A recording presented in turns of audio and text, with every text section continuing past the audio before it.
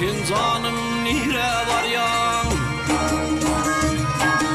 dur sen canım nire var ya, gel ikimiz özleşelim. Ölürüm de bu savuryan, gel ikimiz özleşelim. Yolumla gülüşelim.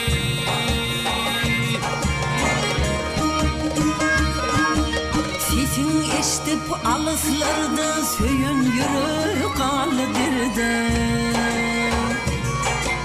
Araşırın kıyıda gel ikimiz söyleşelim. Yolumda gülüşelim.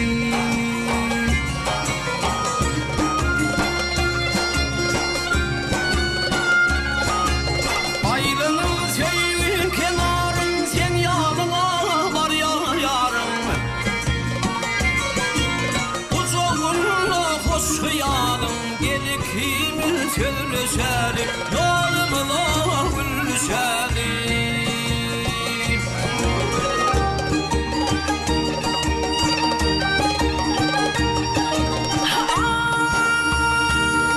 Ay güle güle yollarıma, güle güle yollarıma, bak yan tabi sollarıma.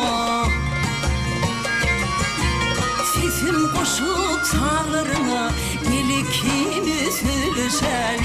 Orin orin bölüşelim.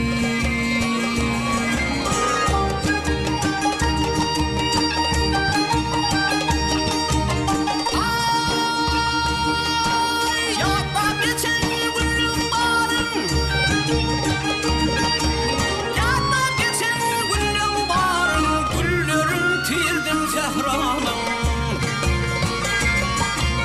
Armağanım yok çektim dedim, gel ikimiz gülüşelim. Yolumla gülüşelim. Aşkoduna yana yana, aşkoduna yana yana, gülenilir diye bana. Bakmalım bağladım sana, gel ikimiz söyleşelim. Yolumda gülüşelim.